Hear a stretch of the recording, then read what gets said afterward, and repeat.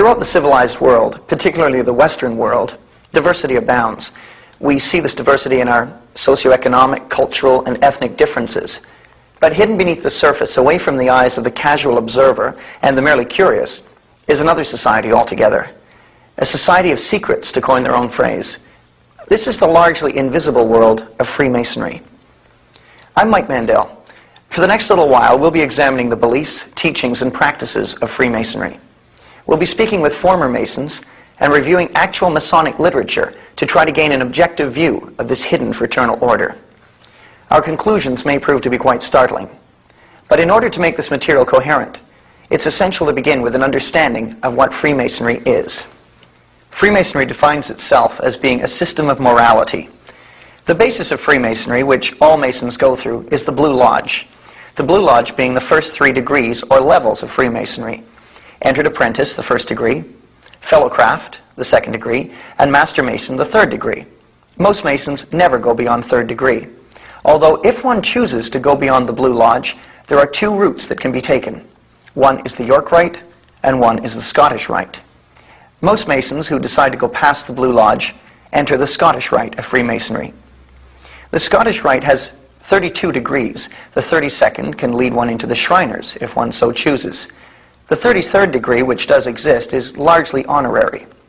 Author Ian Taylor has extensively researched the origins of modern Freemasonry. To many people, the very word Freemasonry evokes a sense of mystery, secret society, and so on. But in order to find out what they're all about, we need to know a little history. There were many humanist thinkers back in the 1500s who saw the corruption that there was in the church of the day, and they concluded that in order to get rid of that corruption, they would have to be a new world order. They had read Plato's Republic. Plato's Republic in the 1500s was now a popular work, and Plato too was a Greek philosopher living in the 5th century BC, and he too was totally fed up with the corruption that there was in government. He said, if we could have a group of wise men who were well paid to rule over the people, then there would be no corruption. It's a nice thought, but a rather naive one. We've seen such governments today, and they are totally corrupt. But nevertheless, there are still people today, many people, who think that it is a good idea. This then was the agenda for the humanist thinkers back in the 1500s. But in order to do that, they had to first destroy the existing world order. The existing world order based upon the rules of God, through the king and through the church. But to even suggest this would have been seen to be heresy in its day, and they would have lost their heads quite literally. And so they had to go into a secret society. Now the Freemasons in that day, these were craft masons.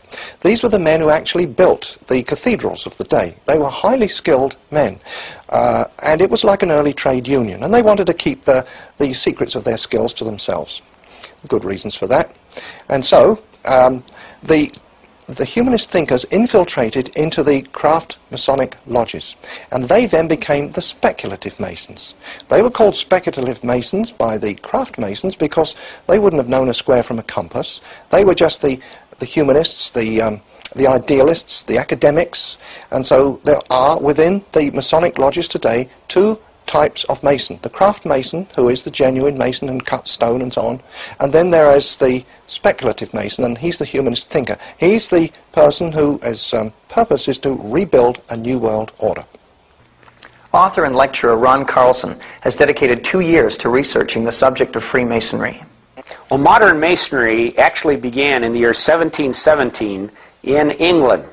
The lodge was formed, and many of these things were developed after 1717 in England, and then came to America and Canada as people migrated to North America during those years, and is widely established here in North America. It's estimated close to 5 million men are involved in Freemasonry here in North America, perhaps 1 million in the Shriners. What is Masonry in the eyes of the Freemason?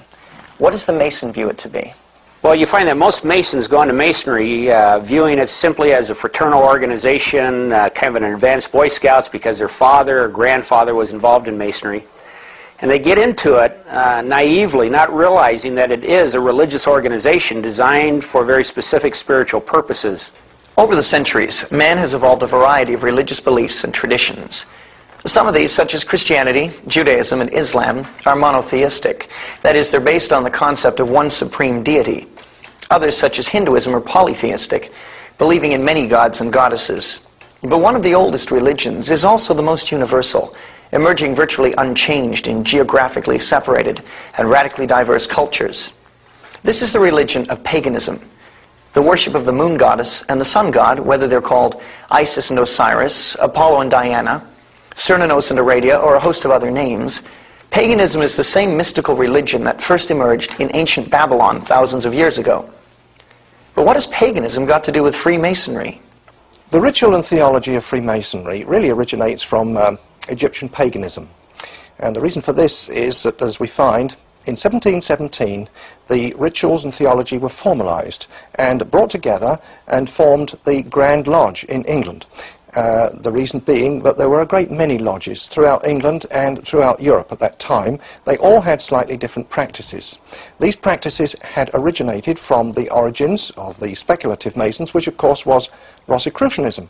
The Rosicrucians believed in the Hermetic and Egyptian traditions, and as we'll find within Freemasonry, we find Osiris, Adonis, and Isis mentioned quite frequently. So of course these are the Egyptian pagan symbols, pagan gods. One of the rituals that was used in some of the lodges prior to 1717, and shortly after in fact, was the ritual of the blood initiation rite. This was where the little finger was cut and blood was shed, and this was the new member doing that, making a blood covenant with the organization. What happens is when a Mason joins the lodge, he first enters into what is called the Blue Lodge.